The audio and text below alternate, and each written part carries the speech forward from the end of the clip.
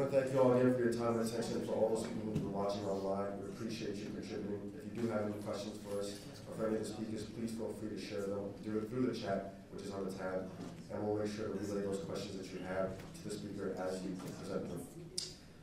I have the privilege of presenting our next speaker, who is Marichel Mejia, who's working with Student Action with Workers.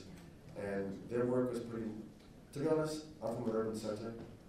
I'm Puerto Rican. A lot of the issues she's going to talk about, I'm not very familiar with, and I had to educate myself before I would, approach a person of this caliber and with this information, because I knew it was critical to look forward to caring for our communities.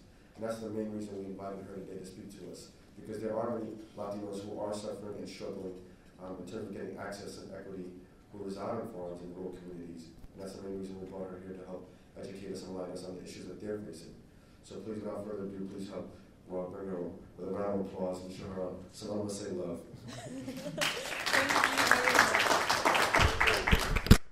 How's everybody? Wow. Hello. How's everybody doing this morning?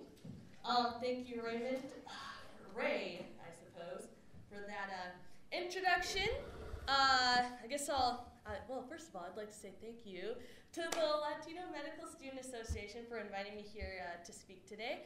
I'll give a little intro about myself before I continue with the presentation. As Ray mentioned, my name is Marichel Mejia. I come from Minnesota, graduated from Macalester College, and pues vengo de padre panameño y madre gringa. So a little mix of cultures here. And what I'm going to be talking about today in my presentation are farm workers. And as you can see, the title is Food for Thought, Medical Access and Occupational Health Risks Among America's Farm Worker Population. So, today in my presentation, just to give you guys an outline of what I'll cover. First, a general introduction to farm workers. If some of you are not familiar with who farm workers are and what they do, I'll be able to provide that information. Occupational health issues that are associated with farm work, barriers to health access that a lot of farm workers encounter, policy recommendations for both the federal and the state level, and also actions that we as individuals can take starting today once we leave the room. And also, before I begin, I'd just like to mention that Ray was passing around little strips of paper. On each of these strips of paper is a quote from a farm worker. And those of you who have the pink slips of paper, if you would so kindly read your quote when it appears on the slide of my presentation, that would be great. I thought it was very important. Unfortunately, since I could not have any farm workers with me here today to speak for themselves, I thought it was very important that their voice is still heard and that they are present here with all of us. So, we're going to start with just this simple, quick question. Where does my food come from? We all like to enjoy oranges, apples, grapes, lettuce, peppers. Just exactly how does it get from the tree or in the ground or on the vine to the grocery store or on our dinner plates at night? Where does it come from? How does it all transpire? Well, how it happens is there's a very key labor force involved in this process. And this labor force is farm workers. But who are farm workers? Essentially, farm workers are the very hardworking men and women and even children who migrate throughout the country or work seasonally, cultivating, irrigating, and harvesting the fruits and vegetables that we all like to consume. They're not farmers out in Iowa with a 40-acre plot, but rather hired hands that work in the U.S.'s large-scale agricultural industry, or in many ways, open-air factorized fields. And I'll talk about the occupational health risks associated with this later on. To get an idea of the scale of the number of farm workers, there are about 85% of all fruits and vegetables produced in the U.S. are hand-picked by farm workers. And that's a lot.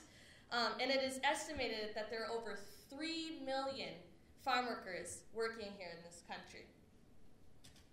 For some demographics on farm workers, just a little introduction, 78% are foreign born, with slightly over 75% being from Mexico. So the majority are of Mexican origin, but there's also considerable Haitian and also increasing Central American populations. It's a relatively young workforce. The average age is about 33 years old, and according to a 2005 survey, 53% of farm workers are undocumented. I've also seen other studies, or several other studies, that say it's higher than that, upwards of 75%, but it's safe to say that slightly over the majority are undocumented. And 13% of farm workers have completed less than 3 years of schooling, and the average education level is about 6th grade, or at least in the form of traditional schooling that has taken place. Farm workers also do not make that much money. The average annual income for a farm worker is $11,000 a year. For farm worker families, it's about $16,000 a year. This makes farm work the second lowest paid job in the nation. So these were some now you have a general introduction and overview about farm workers. There's also 3 different kinds, generally speaking. There are H-2A, which are guest workers brought to work in the United States from Mexico for a period of time, usually around 6 months, at least here in North Carolina. There are migrants, which are basically workers who migrate throughout the United States following a particular crop. I know here in the Southeast, you generally get people who work in the orange groves in Florida, migrate up to North Carolina to work in either sweet potato or tobacco, and then migrate up towards like New York or possibly Michigan, I think, to work in like cherry or blueberries or other types of crops. And then you have seasonal workers, which are workers who have a permanent residence, who live in the same place throughout the year, but work seasonally on different crops, or just during one particular season. So as an introduction to farm workers, I'm going to now continue with some of the health risks that take place in relation to their occupation. And this includes pesticides, heat stress, green tobacco sickness, and stoop labor, and then also working with dangerous farming equipment. So all of these factors that kind of relate to like farm labor also present health risks for them as well. Somebody has a pesticide quote, if they would like to read it, please. Or it's on a pink, the quote you have should match the quote that is up there. But likewise, there are other quotes throughout this room that do relate to pesticides. I have it. Okay. Quote, many times, we come early to work when they have just finished spraying and the leaves are wet with chemicals. I feel a lot of inflammation on my hands from the chemicals that they put on the grape plants. In addition, nobody knows what the long-term effects of pesticides are. Your body is eventually going to respond to being exposed to the chemicals. End quote. Javier Flores. Yes, thank you very much for reading that quote.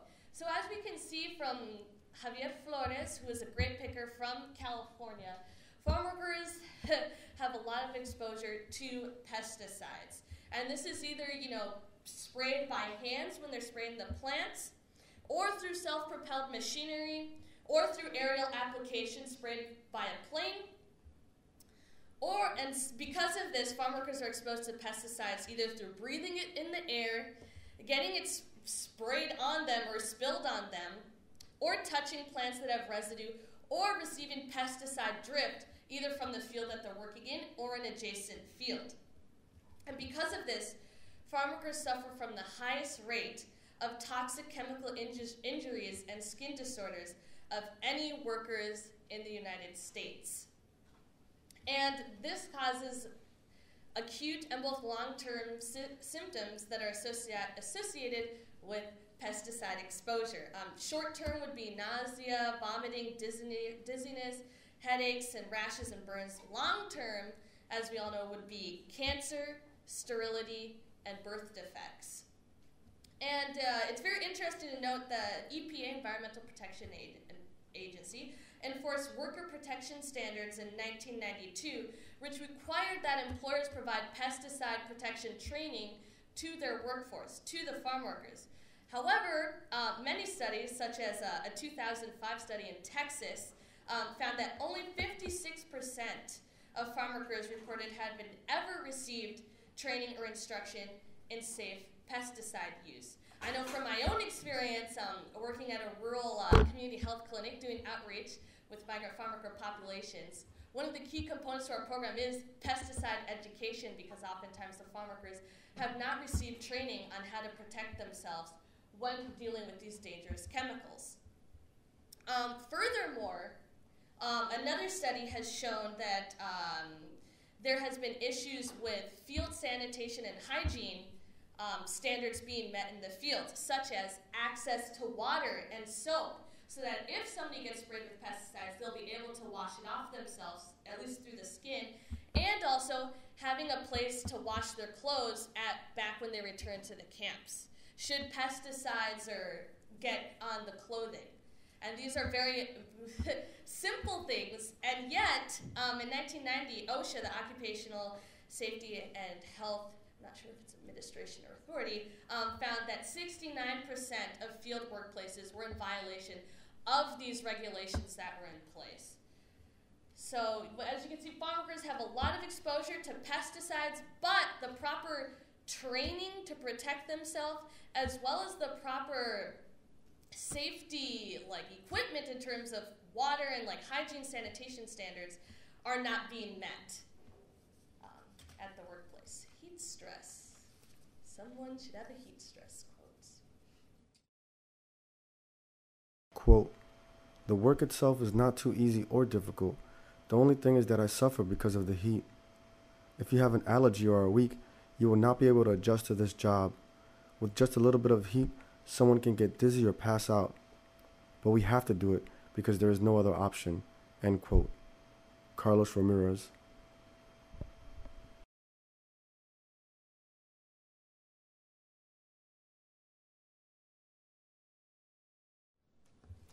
Thank you very much. So, as I suppose Carlos explained, farm workers, one of the difficulties they have to encounter health-wise is heat stress.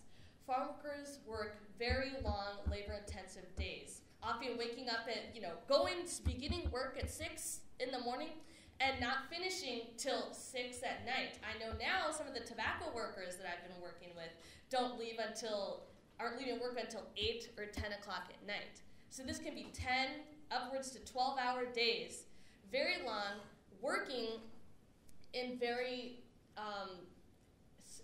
high temperatures.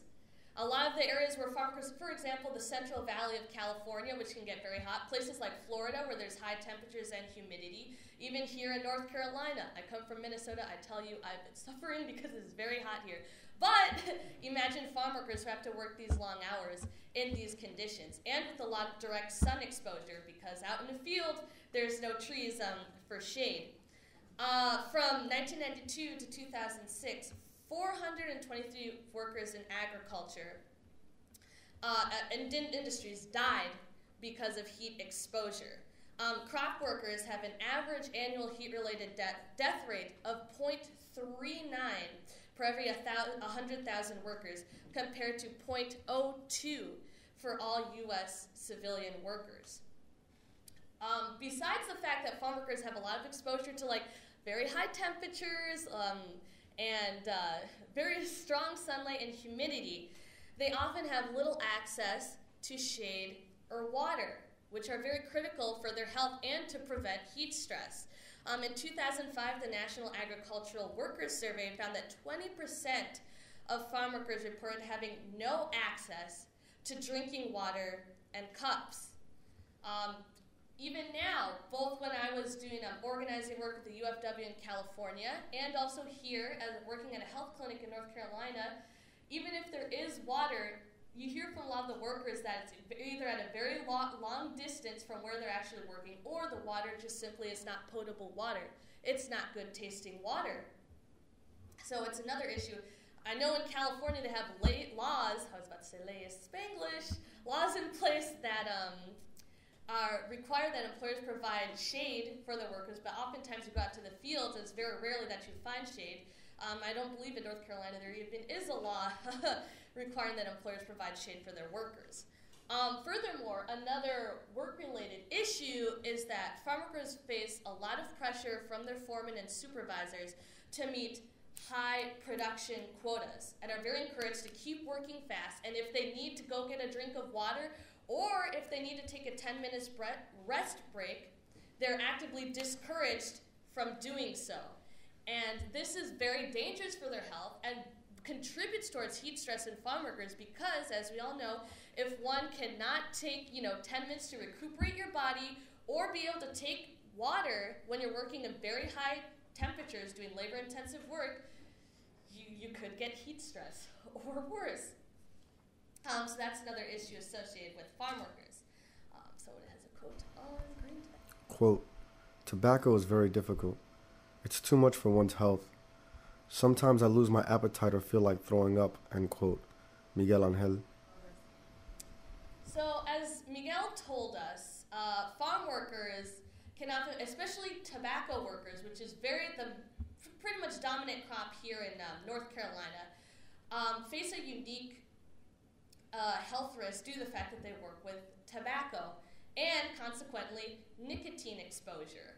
A study found that farm workers who work in the tobacco fields have the nicotine exposure that is equivalent to 36 cigarettes per day. And what happens is the tobacco leaves have nicotine in them, and either if there's dew on them or if it has just rained, the nicotine can get contact onto the skin and stain the skin and be absorbed into the bloodstream through the pores. So very often farm workers have a lot of exposure to the nicotine through just their job. Also, another type of work-related health issues, is musculoskeletal injuries, and this is because farm labor consists of a lot of bending, twisting, or carrying heavy items, and repetitive motions during long hours of work. And so musculoskeletal injuries can arise from this. The most predominant ones would be pain in the back, shoulders, and the hands. And from 1999 to 2004, almost 20% of farm workers reported musculoskeletal injuries, and sprains, strains, and back pains accounted for 30% of missed work, with back pain coming in at 25%. Once again, I know we mentioned before with heat stress that farm workers are often pressured to meet high production quotas. A lot of farm workers, if they're not paid by the hour, they're paid by piece rate, which means according to the quantity of tomatoes they pick, or however many fruits or vegetables they harvest, they get paid per pound or per the amount of how much they pick, as an incentive for them to work faster. And this, working at a high speed also discourages workers from taking a break, even 10 minutes, that would allow their body some time to recuperate. Because of this, musculoskeletal injuries can happen. I know, from my experience, when I was out in California, we would go do house visits with the workers. A lot of the older workers you would see who worked for a grape picking company used to require that they work on their knees when they were picking the grapes. A lot of the workers, the older ones I spoke to, have canes or, can't walk very well because of these injuries that arise from so many years of doing this type of stoop labor and rough work. Next quote. Working with heavy machinery is always a risk for serious, if not life-threatening, injury. I guess that's why we're lucky to have the outreach clinics to warn us about being safe around farm working equipment. David Navarro. See, so as David stated, farm workers often have to work around dangerous equipment. Agricultural labor is one of the top 3 most dangerous occupations in the United States. And it's because they often have to carry large loads, climb ladders, or work on or around heavy machinery. And the disability rate for farm workers is up to 3 times the rate for the rest of the general U.S. population. Furthermore, a 2006 study found that the agricultural industry has the second highest rate of occupational injuries and illness resulting in lost days of work in any other industry. Only construction was higher.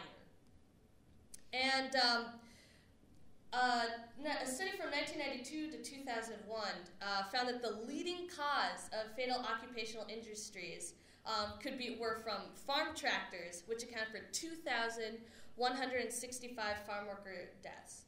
Other deaths that have related to this type of occupational work came trucks at 795 deaths, harvesting machines at 253 deaths, mowing machines 228, and just general agricultural machines 168 deaths. So it's a very dangerous occupation for, I guess, in terms of heat and pesticide exposure, but also through in terms of the equipment as well. It's also important to note that for agricultural workers in the U.S., there's 25.7 occupational deaths for agriculture, which compares to a rate of just 3.7 deaths for every 100,000 workers in all other industries. So it's a very labor-intensive and risky job, which has health risks associated with it. But ironically, there is a lack of access for the farm worker community despite all these prominent health risks that they face because of their occupation. 85% of migrant and seasonal farm workers are uninsured compared to just 37% of low-income people nationally. 9 in 10 children of migrant and seasonal farm worker families are uninsured compared to less than a quarter of low-income children nationally. And a 2000 study found that only 20% of migrant and seasonal farm workers reported using any health care services, and only 42% of women in farm workers' families reported seeking early prenatal care compared to over 3/4 of women nationally. So it's a very, very shocking statistics. But it's not just the fact that there are services out there and farm workers, aren't using them. The issue is that they're not accessible to the farm worker community. And there's kind of 2 general reasons for this. One would be that simply because employers in the agricultural industry do not provide healthcare services to farm workers. Only 8% of farm workers report being covered by employer-provided health insurance. I also would like to mention, in the organizing work I did in California, the only way, most of the farm workers I spoke to, the only way that they had health insurance was if they had unionized, and if the union, in the union contract, it specified that their employer would provide some form of health coverage for the farm workers. Other than that, pretty much non-existent. And even here in North Carolina, the work I'm doing with my community health clinic, none of the farm workers that I've met so far have health insurance. The other issue sometimes relates to limited Medicaid assistance. Since 1996, I believe, recent immigrants, including legal immigrants, were excluded from Medicaid for the first 5 years.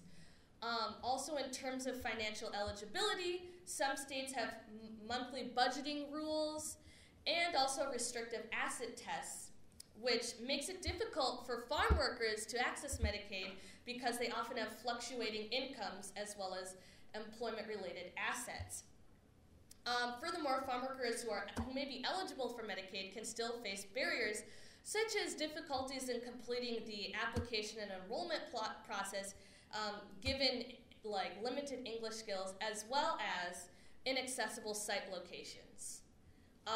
Furthermore, Medicaid is a state-based program which recognizes residency among people who live in a state for work-related purposes. They're also required to provide out-of-state coverage to permit travel, but the coverage can often be very limited. and only cover perhaps emergency situations.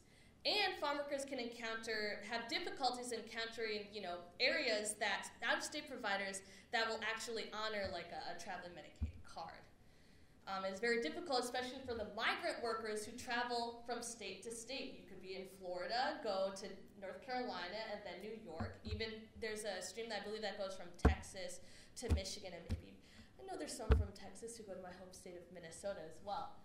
So those are some of the barriers that relate to that. However, there are also additional barriers that kind of relate to farm workers as, a specific community, and that is affordability, transportation, and language. Quote, if we get sick, I try to cure them, the girls, with some remedies I've learned at home or some kind of medicine that I can get at the pharmacy that I understand a little bit about how it helps to cure. Sometimes it works, and sometimes it doesn't. It was very, very hard for us to decide to take Cynthia to the doctor. I was afraid we have to pay much money, end quote. Esperanza Martinez. So, as Esperanza said, going to the doctor, visiting the doctor can be very expensive sometimes. I know it's expensive for those of us who have insurance, and it's probably very, very expensive for those who do not. And the sheer high medical costs can be a deterrent from seeking medical care.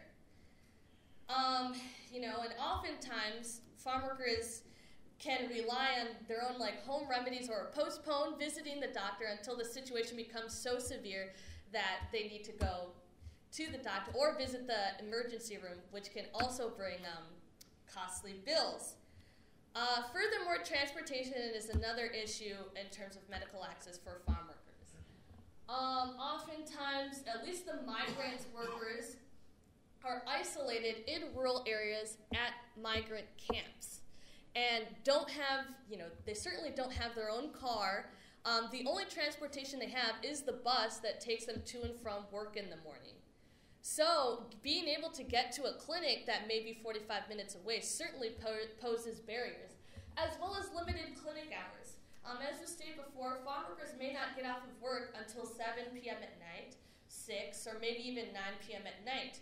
But if the clinic is only open until 5, then how can farm workers access it?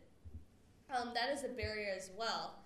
Also, another important issue is that farm workers oftentimes, just as their employers do not provide health insurance, farm workers are also not protected by sick leave, or they risk losing employment.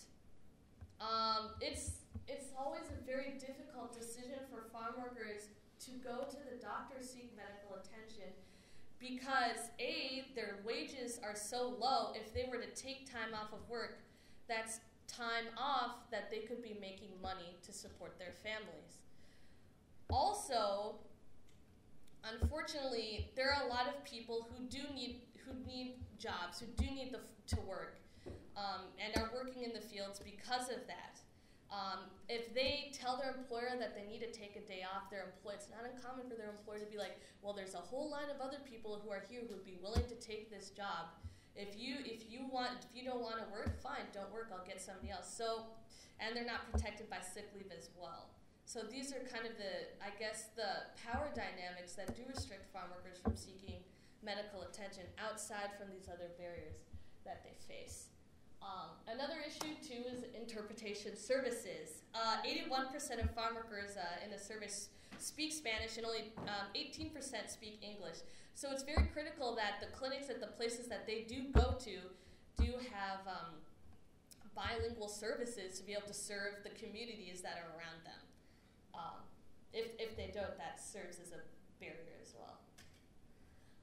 So now I'm going to talk about some policy recommendations that could take place at both the state and the federal level. One of them would be just improving access to Medicaid for farm workers, which would be through facilitating more fluid eligibility reciprocity across states, federal guidelines for implementing a fast-track enrollment option for farm workers, or changing the existing eligibility criteria and also identifying health centers and other sites that would serve as enrollment sites.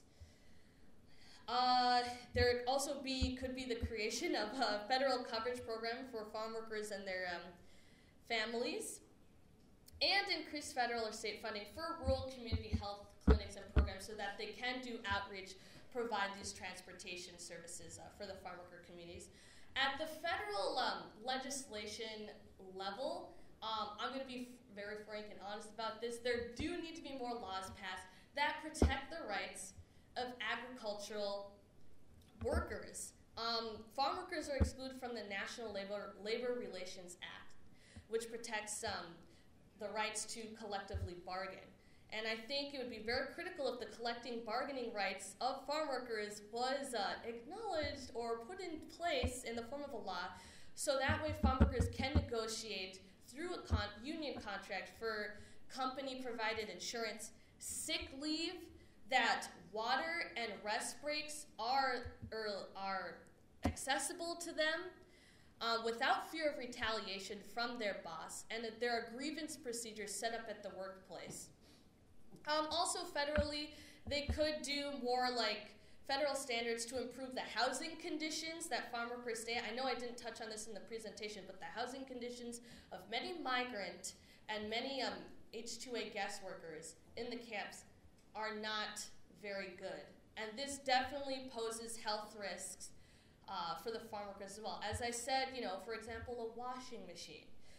To be able to wash off pesticides or even nicotine residue that may be on the clothing is important to have. It's a law that there's a washing machine for every 15 workers, but sometimes you go to camps, there's not even a washing machine, or they have to buy the washing machine themselves. Also, functioning bathrooms and showers, another critical importance. These are very basic things that farm workers oftentimes do not have access to, or they're very substandard. And finally, enforcement of state and federal agricultural laws that do already exist, which would be, some of the ones I mentioned, water and shade access, making sure that if there's a law that there should be a washing machine for every 15 workers, that there is a washing machine, and that the showers and bathrooms, everything are full functioning. And finally, what can you all do? What can we as individuals do today once we leave this room, take proactive steps towards serving the farm worker community and making a positive change? And there are things you can do through your medical profession, there are things you can do as an activist, and there are things you can do as a consumer. Through your medical profession, you could consider working at a rural health clinic, encouraging bilinguality at the workplace, providing transportation services to farm workers, or doing health education outreach to the camps. As an activist, you can volunteer into your community and possibly at a Latino organization that serves migrant farm worker populations. You can donate directly to a farm worker organization or farm worker advocacy organization, such as Student Action with Farm Workers, which is what I'm a member of. And you can also support farm worker unions, such as the UFW, United Farm Workers of America, FLOC, Farm Labor Organizing Committee, based out of here in the Southeast, CIW, Coalition of Immokalee Workers, and PICUN, which is based out of the Pacific Northwest, and their campaigns. I also have here materials that you can grab, information about staff, general information about farm workers, and here, these are very handy-dandy. These are a list of union label produce that you can buy. So if you see these labels, then you know that their workers are being treated fairly, or at least they'll have sufficient rights. And on the back is Farm Worker Family, and then on the inside is the list. Fits in your wallet, very handy. I also passed around the quotes, the way to join the SAF listserv, so that's another option. Oh, and then as a consumer, buy union label produce and shop locally from farmers markets and not partake in, I suppose, like a large agro industry that exploits human beings and does not help with their health very much. So thank you, everyone.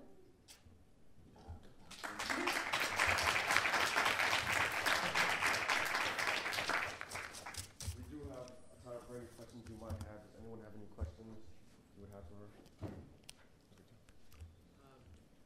mentioned what's it, the coalition in Immokalee. Mhm. Any updates going on right now? Any issues affecting that community right now? Yes. Could you repeat the question just so people who don't hear it online? Oh, the question was regarding the coalition of Immokalee workers, and he wanted to know if there are any, I guess, current campaigns or any issues that they're focusing on right now. Yes, they are. The Coalition of Immokalee Workers is a Florida-based organization that was based out of Immokalee, Florida, mainly tomato pickers who were facing being exploited in many ways, facing modern-day slavery, and they organized themselves to fight for increased wages and also for rights, etc. Their main issue was penny per pound. So for each pound of tomatoes that they'd pick, they would receive a penny more that would directly go to the workers, and it would dramatically increase their wages. So they have penny pound per pound agreements with large fast food chains such as Taco Bell, KFC, Pizza Hut, and now their current campaign is with Quiznos.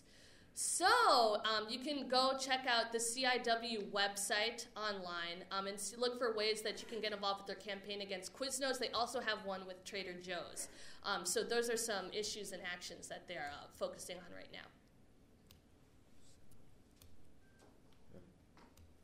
Sorry, I wanted to emphasize, I guess, the importance that you touched on occupational health, and maybe as an opportunity for an organization like LMSA to really expand on your point about the industry. Top 3 industries: construction, agriculture, and transportation. If you think about the demographics who work in these jobs, it's our gente. So, and nowhere in healthcare reform is there anything that's addressing occupational health. So it's just a continued overlooked issue. And I'm not saying we should tackle this now, but it's something to be on our radars that's really affecting our people. Thank you for all your work. Oh no! Thank you all. It's a very big privilege to be here. I'm going to be completely honest and frank. I was nervous to come here because I knew I would be in the presence of such great leaders and people who, more than anything, want to give back to the community. And so I really appreciate being here and having had the opportunity to talk with you all. And occupational health is critical. You know, the job is the way that you make a living and should not be the way that you lose your life or put your life at risk. And so I think health is a very critical component of that. Another question? Many of us, as Ray noted, either are from large cities or our medical schools are in large cities, but surely outside those large cities are farm workers who are in need. Do any of the organizations you mentioned or the resources you have a geographic almost like directory where medical school chapters around the nation could perhaps locate an area near them that they could collaborate with and help with? Yes. The coalition. Repeat the question. Yeah. Oh, yeah. What is your name again? Sorry. Victor. Okay. Victor was wondering, I guess, about some of the farmworker organizations that were mentioned here, kind of where regionally they were based, so that possibly medical students could go and team up with them to do health reach or partner with them. Yes.